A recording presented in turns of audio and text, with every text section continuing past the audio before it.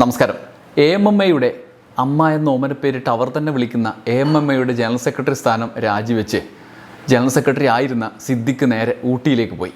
അവിടെ ജനപ്രിയ നടൻ എന്ന് അവർ തന്നെ വിളിക്കുന്ന സാക്ഷാൽ ദിലീപിൻ്റെ നടിയെ ബലാത്സംഗം ചെയ്ത കേസിലെ കൊട്ടേഷൻ കൊടുത്ത സംഭവത്തിലെ ഗൂഢാലോചന കേസിലെ പ്രതിയായ ദിലീപിൻ്റെ സിനിമയിൽ അഭിനയിക്കാൻ സിദ്ദിഖ് അങ്ങോട്ട് പോയി.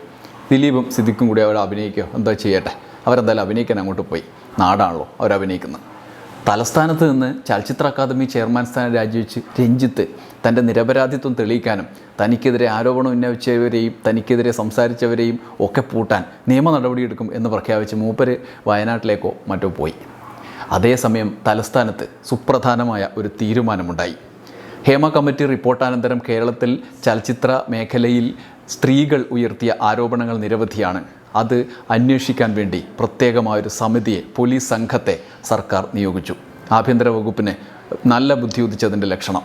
ഹേമ കമ്മിറ്റി റിപ്പോർട്ടിന് ശേഷം ഉണ്ടായ പ്രത്യേക സാഹചര്യം അന്വേഷിക്കുന്നതിന് വേണ്ടി ഒരു മികച്ച തീരുമാനം. ഒരുപക്ഷെ ഈ സമയത്തിനിടയിൽ, റിപ്പോർട്ട് പുറത്തു വന്നതിനിടയിൽ ഏറ്റ വലിയ പോറൽ സർക്കാർ തീർക്കാനുള്ള ഗംഭീരമായ ഒരു നിലപാട് സർക്കാർ പ്രഖ്യാപിച്ചു. ഒരുപക്ഷെ ഇനി സർക്കാരിൻ്റെ സുരക്ഷിതത്വത്തിൽ സ്ത്രീകൾ പരാതി പറയാൻ പേടിച്ചിരുന്നു എന്ന് പറഞ്ഞ സ്ത്രീകൾക്ക് തന്നെ, സിനിമാ മേഖലയിലെ സ്ത്രീകൾക്ക് തന്നെ പരാതി നൽകാനും അതിന്മേൽ മുന്നോട്ട് പോകാനും ഒരു അന്വേഷണ സംഘം ഉണ്ടായി എന്നുള്ളത് പ്രത്യേക സാഹചര്യത്തിൽ എടുത്തു പറയേണ്ടതാണ്.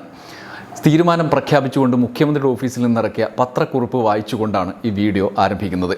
അതിങ്ങനെയാണ്: സിനിമാ രംഗത്ത് പ്രവർത്തിക്കുന്ന ചില വനിതകൾ തങ്ങൾക്ക് പ്രസ്തുത മേഖലയിൽ അഭിമുഖീകരിക്കേണ്ടി വന്ന അനുഭവങ്ങൾ വിവരിക്കുന്ന, ദുരനുഭവങ്ങൾ വിവരിക്കുന്ന അഭിമുഖങ്ങളും പ്രസ്താവനകളും വന്നിട്ടുണ്ട്. ഈ വിഷയത്തിൽ മുഖ്യമന്ത്രി പിണറായി വിജയൻ ഉന്നത പോലീസ് ഉദ്യോഗസ്ഥരുടെ ഒരു യോഗം വിളിച്ചു ചേർത്തു. ഇത്തരം പരാതികളും വെളിപ്പെടുത്തലുകളും സംബന്ധിച്ച് അന്വേഷിക്കാൻ ശ്രീ സ്പർജൻ കുമാറിൻ്റെ നേതൃത്വത്തിൽ ഉയർന്ന വനിതാ പോലീസ് ഓഫീസർമാർ ഉൾപ്പെടുന്ന ഒരു പ്രത്യേക അന്വേഷണ സംഘം രൂപീകരിക്കാൻ തീരുമാനിച്ചു. പ്രസ്തുത സ്പെഷ്യൽ ടീമിന് crime branch ADGP Shri H. Venkatesh മേൽനോട്ടം വഹിക്കും. അന്വേഷണ സംഘാംഗങ്ങളുടെ പേരുകൾ ചുവടെ: Shri G. Spurgeon Kumar IGP, Shrimati S. Ajitha Begum DIG, Shrimati Merin Joseph SP crime branch headquarters, Shrimati G. Poonkuzhali AIG coastal police, Shrimati Aishwarya Dongre assistant director Kerala police academy, Shri Ajith V. AIG law and order, Shri S. Madhusoodanan SP crime branch Thiruvananthapuram. ഇങ്ങനെ 7 പേരുടെ ഒരു സംഘത്തെയാണ് സർക്കാർ നിയോഗിച്ചത്. യഥാർത്ഥത്തിൽ ഈ സാമൂഹ്യ സാഹചര്യത്തിൽ ഒരു അന്വേഷണം നടത്തുക എന്നുള്ളത് തന്നെ വലിയ വിമർശനം ഇടയാക്കുന്ന സാമൂഹ്യ സാഹചര്യത്തിൽ, പോലീസിനെതിരെ പല വിധത്തിലുള്ള ആക്ഷേപങ്ങൾ ഉയർന്നു വന്ന സാമൂഹ്യ സാഹചര്യത്തിൽ, നിലവിൽ സിനിമാ മേഖലയിൽ നിന്ന് വലിയ പിടിപാടുള്ള, വലിയ സമ്പത്ത് കൈകാര്യം ചെയ്യുന്ന ഒരു മേഖലയിൽ നിന്ന് ഇത്തരത്തിലുള്ള ആരോപണങ്ങൾ അരികുവൽക്കരിക്കപ്പെട്ട വിഭാഗങ്ങളിൽ നിന്ന്, ജൂനിയർ ആർട്ടിസ്റ്റുകളിൽ നിന്നും ചില നടിമാരിൽ നിന്നും ഒക്കെ ഉയർന്ന് കേൾക്കുമ്പോൾ അതിന് മേൽ കടുത്ത നടപടി സ്വീകരിക്കാനുള്ള ഒരു തീരുമാനം, ഒരുപക്ഷെ ഒരു അന്വേഷണ സംഘത്തെ തന്നെ നിയമിക്കാനുള്ള തീരുമാനം അത്യപൂർവമായ തീരുമാനങ്ങളാണ്. ഒരുപക്ഷെ ഇന്ത്യയിൽ തന്നെ അങ്ങനെ ഉണ്ടായിട്ടുണ്ടോ എന്ന് നമുക്കറിയില്ല. സ്പെസിഫിക്കായ 1-2 കേസുകളിലല്ലാതെ ഇങ്ങനെ ഒരു സമഗ്രമായ അന്വേഷണം നടത്തുന്നതിന് വേണ്ടി, ഉയർന്ന ആരോപണങ്ങളുടെ മേൽ നടപടി സ്വീകരിക്കുന്നതിന് വേണ്ടിയിട്ടുള്ള ഒരു ഗംഭീരമായ തീരുമാനമാണ്. ഈ തീരുമാനത്തിൻ്റെ അടിസ്ഥാനത്തിൽ ഇനി സർക്കാർ ചെയ്യേണ്ട ചില സുപ്രധാനമായ കാര്യങ്ങളുണ്ട്. ഒന്ന്, സിദ്ദിഖിനെതിരെ പരാതി ഉന്നയിച്ചുകൊണ്ട് മാധ്യമങ്ങൾക്ക് മുന്നിൽ സംസാരിച്ച രേവതി സമ്പത്ത് എന്ന് പറഞ്ഞ നടി പറഞ്ഞ ചില കാര്യങ്ങളുണ്ട്. WCCയിലെ ചില അംഗങ്ങൾ ഉന്നയിച്ച ചില പ്രശ്നങ്ങളുണ്ട്. അതായത് ഞങ്ങൾക്ക് പരാതി പറയാൻ സുരക്ഷിതത്വം ലഭിക്കുന്ന ഒരു സാഹചര്യം ഇല്ലാത്തൊരവസ്ഥ, ആ അവസ്ഥയെ മറികടക്കാനുള്ള സുരക്ഷിതത്വം വാഗ്ദാനം ചെയ്യുന്ന പോലീസിൻ്റെ ആ ഒരു അന്തരീക്ഷമാണ് ഇനി വേണ്ടത്. രഹസ്യാത്മകമായാണെങ്കിൽ അങ്ങനെ പേടിയുള്ളവർക്കിടെ അവരുടെ പേടി മാറ്റുന്ന വിധത്തിലുള്ള പിന്തുണ നൽകുന്ന തരത്തിൽ ഒരു പോലീസ് സംഘം പ്രവർത്തിക്കുക എന്നുള്ളതുൾപ്പെടെയുള്ള ഈ മേൽനോട്ടം വഹിച്ചുകൊണ്ട് മുന്നോട്ട് പോകുന്ന സർക്കാരിൻ്റെ ഈ അധികാരത്തിലുള്ള ഈ പോലീസ് സംഘം അത്തരത്തിൽ കൈകാര്യം ചെയ്ത് മുന്നോട്ട് പോകും എന്ന് നമുക്ക് പ്രതീക്ഷിക്കാം. അത്തരത്തിലുള്ള നടപടികൾ സർക്കാർ എടുക്കണം എന്നുള്ളതാണ് പ്രധാനപ്പെട്ട കാര്യം. ഈ സംഘം സ്ത്രീകളെ ബന്ധപ്പെട്ട് അതിന് തയ്യാറുള്ള ആളുകളിൽ നിന്ന് മൊഴിയെടുത്ത് നിയമ നടപടികൾ അതിൻ്റെ കൃത്യമായ വഴിയിലൂടെ മുന്നോട്ട് കൊണ്ടുപോവുകയാണ് വേണ്ടത്. അതിന് മുഖ്യമന്ത്രി നേരിട്ട് ഇടപെട്ട് ഉറപ്പുവരുത്തുകയും വേണം. ഏതെങ്കിലും കഴിഞ്ഞ സംഭവം ഉണ്ടായ സമയത്ത് ചില ആരോപണങ്ങളൊക്കെ ഉയർന്നപ്പോൾ മറ്റൊരു മന്ത്രി സ്വീകരിച്ചതുപോലുള്ള നടപടികൾ, വീഴ്ചകൾ ഇനി ഉണ്ടാകാതിരിക്കാൻ ശ്രദ്ധിക്കണം. കാരണം ഈ സാമൂഹ്യ സാഹചര്യം അങ്ങനെ സമ്മർദ്ദാധിഷ്ഠിതമാണ്. ഏതെങ്കിലും ഒരു ഭാഗത്ത് നിന്ന് സമ്മർദ്ദം വരാനുള്ള സാധ്യതകൾ ഒരുപാടാണ്. ഇത് സംബന്ധിച്ച പല വിധത്തിലുള്ള നിരീക്ഷണങ്ങൾ വരുന്നുണ്ട്. ഈ കാര്യത്തിൽ, അതായത് ആരോപണം ഉന്നയിച്ച വനിതകളെ കണ്ടെത്തുന്ന കാര്യത്തിൽ പോലീസിന് ചിലപ്പോൾ കാര്യങ്ങൾ അത്ര എളുപ്പമായിരിക്കില്ല. മാധ്യമപ്രവർത്തകൻ KJ ജേക്കബ് ഈ സംഭവത്തോട് നടത്തിയ ചില പ്രതികരണത്തിലെ ഒരു പ്രധാനപ്പെട്ട നിരീക്ഷണമുണ്ട്. ഈ ആളുകളെ കണ്ടെത്തുന്നതിന് വേണ്ടിയുള്ള വലിയ പ്രയത്നം പോലീസ് ചിലപ്പോൾ നടത്തേണ്ടി വരും. പലരും പേടിച്ച് പിന്തിരിയാനുള്ള ചാൻസ് ഉണ്ട്. നിയമ നടപടി ഉറപ്പുകൊടുത്ത് അവരുടെ സുരക്ഷിതത്വം കൊടുത്ത് വേണം അവരെ പോലീസിന് മുമ്പാകെ ഹാജരാക്കാൻ. KJ ജേക്കബ് പറഞ്ഞൊരു കാര്യം, പ്രത്യേക അന്വേഷണ സംഘത്തിന് ഇക്കാര്യത്തിൽ ഹേമ കമ്മിറ്റിയെ മാതൃകയാക്കാവുന്നതാണ്. ആരും കമ്മിറ്റിക്ക് മുമ്പാകെ വരാതിരുന്നപ്പോൾ പരാതിക്കാരെ തേടിപ്പിടിച്ച് അവരുടെ സമയത്തിനും സൗകര്യത്തിനും ചേരുന്ന വിധത്തിൽ കമ്മിറ്റിയുടെ സിറ്റിംഗ് നടത്തിയാണ് കമ്മിറ്റി അതിൻ്റെ പഠനം നടത്തിയത്. അതും പരമരഹസ്യമായി.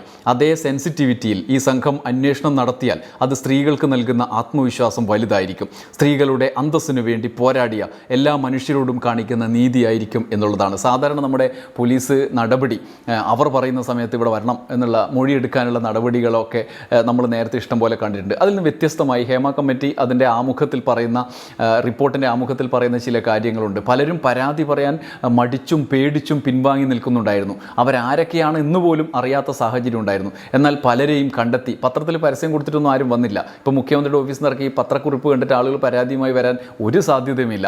അത്തരം സാധ്യതകളെ നമ്മൾ മനസ്സിലാക്കി, എന്താണ് പ്രശ്നം എന്ന് മനസ്സിലാക്കി അവരുടെ അടുത്തേക്ക് ചെല്ലുന്ന നീതിയാണ്, അവർക്ക് അങ്ങോട്ട് കൊടുക്കുന്ന നീതിയാണ് ഈ വൈകിയ വേളയിൽ സർക്കാർ ഉറപ്പുവരുത്തേണ്ടത്. അത്തരത്തിലുള്ള പരാതിക്കാരെ കണ്ടുപിടിക്കുകയും അവർക്ക് അവരുടെ സൗകര്യത്തിന് അവരുടെ സുരക്ഷിതത്വം ഉറപ്പുവരുത്തിക്കൊണ്ട് പരാതി നൽകാനുള്ള സാഹചര്യം ഒരുക്കുകയും ചെയ്യുക എന്നുള്ളത് ഈ പോലീസ് ഉത്തരവാദിത്തമായി ഏറ്റെടുക്കുക എന്നുള്ളതാണ് നമുക്ക് ഈ കാര്യത്തിൽ അനിവാര്യമായി പറയേണ്ട ഒരു കാര്യം. അതിന് പോലീസ് മുൻകൈ എടുക്കുകയാണ് വേണ്ടത് എന്നുള്ളതാണ് പ്രധാനപ്പെട്ട കാര്യം. ഇതിനൊപ്പം ചേർത്ത് വായിക്കേണ്ടതാണ് മറ്റ് പലവിധ ആരോപണങ്ങൾ. ഈ സിദ്ദിഖിൻ്റെയോ അല്ലെങ്കിൽ ഏതെങ്കിലും വിധത്തിൽ രഞ്ജിത്തിൻ്റെയോ പരാതിയിൽ മാത്രം കാര്യങ്ങൾ ഒതുക്കുക എന്നുള്ളതിനപ്പുറത്ത് വ്യാപകമായി പരാതികൾ ഉയർന്നു വരുന്നുണ്ട്.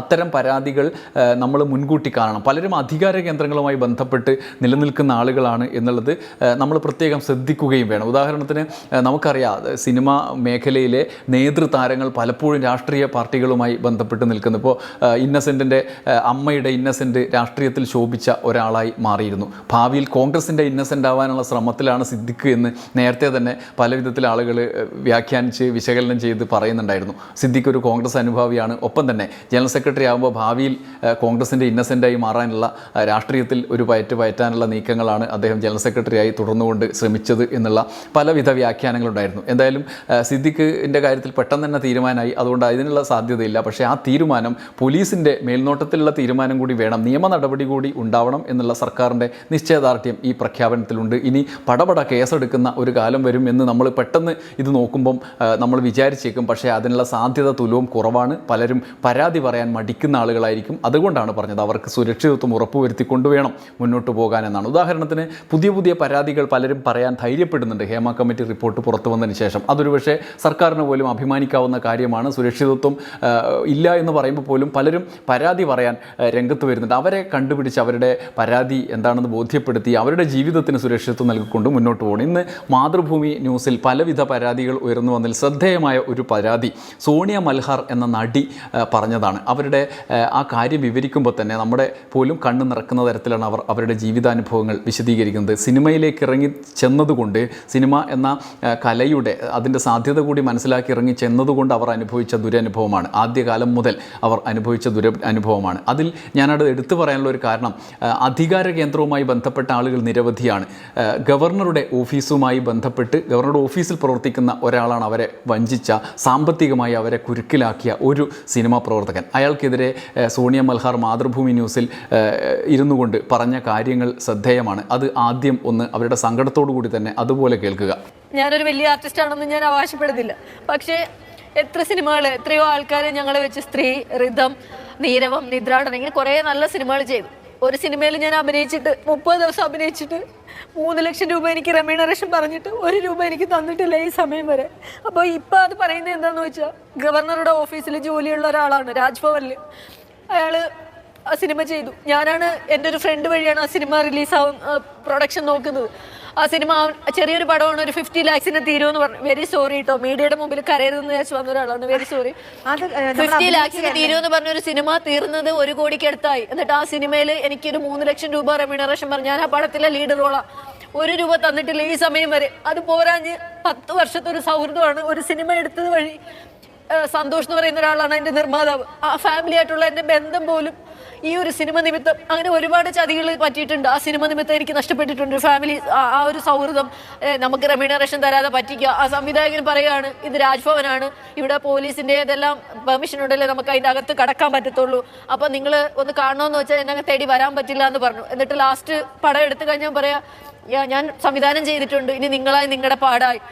ഒരു ഡയറക്ടർ അങ്ങനെയാണോ പറയേണ്ടത്? അപ്പൊ ഇങ്ങനെയൊക്കെ ഒരുപാട് മോശമായിട്ടുള്ള, ഞാൻ പറയണമെങ്കിൽ ഒരുപാട് അനുഭവങ്ങൾ സംവിധായകൻ ഇന്ന് രാജ്ഭവനിൽ, അതായത് ഗവർണറുടെ ഓഫീസിലാണ് ജോലി ചെയ്യുന്നത്. ഇപ്പൊ ആള് എനിക്ക് തോന്നുന്നത് റിട്ടയർഡ് ആയെന്ന് തോന്നുന്നു, അവിടെ നിന്ന് ഇറങ്ങിയെന്ന് തോന്നുന്നു. ഇപ്പോഴും ആണോ എന്ന് എനിക്ക് അറിയത്തില്ല.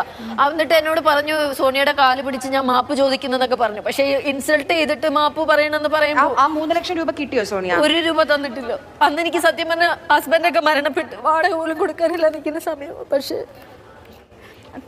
കോൺട്രാക്ട് ഉണ്ടായിരുന്നില്ല. ഇല്ല, വിശ്വാസം. അത് ഞാൻ പിന്നെ സംഘടനയിലൊന്നും ഇല്ലല്ലോ, അപ്പം എന്നെ പറ്റിക്കാൻ എളുപ്പമാണ്. സംഘടന ഉണ്ടെങ്കിൽ ഇതല്ലേ, ഇല്ലാത്തതും കാര്യം. വെരി സോറി കേട്ടോ. അല്ലല്ല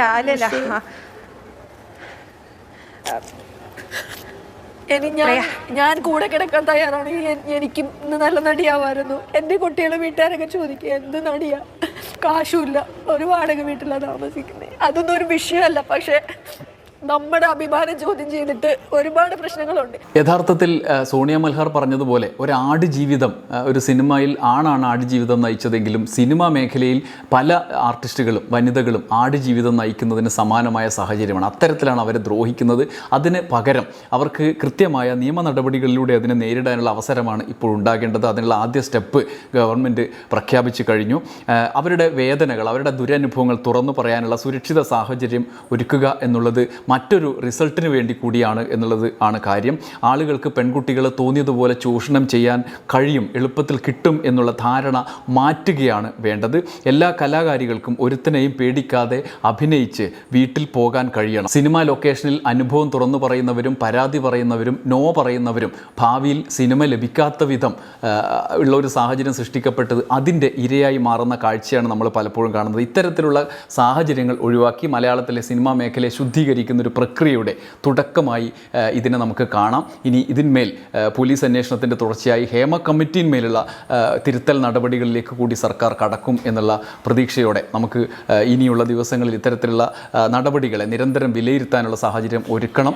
അതിനുള്ള ഉത്തരവാദിത്തം നമുക്കുണ്ട്. സർക്കാരിൻ്റെ വീഴ്ചകൾ അപ്പോൾ ചൂണ്ടിക്കാണിക്കാനും ഇനി ഏതെങ്കിലും വിധത്തിൽ അത്തരത്തിലുള്ള സാഹചര്യങ്ങൾ സൃഷ്ടിക്കപ്പെടുന്നുണ്ടെങ്കിൽ അത് തിരുത്താനുള്ള വിശകലനങ്ങൾ നടത്താനും അതിനെതിരെ വിരൽ ചൂണ്ടാനുമുള്ള ആർജവം ഇത് ഇപ്പോൾ കാണിച്ചുകൊണ്ടിരിക്കുന്നത് പോലെ തന്നെ മലയാളികൾക്ക് കഴിയട്ടെ. അത് തിരുത്താനുള്ള ആത്മവിശ്വാസത്തോടെ അത് തിരുത്താനുള്ള ധൈര്യം ഇപ്പോൾ ഈ അന്വേഷണ സംഘത്തെ നിയോഗിച്ചതുപോലെ സർക്കാരിന് കഴിയട്ടെ എന്ന് നമുക്ക് ആഗ്രഹിക്കാം. അതിനായി കാത്തിരിക്കാം. നന്ദി, നമസ്കാരം.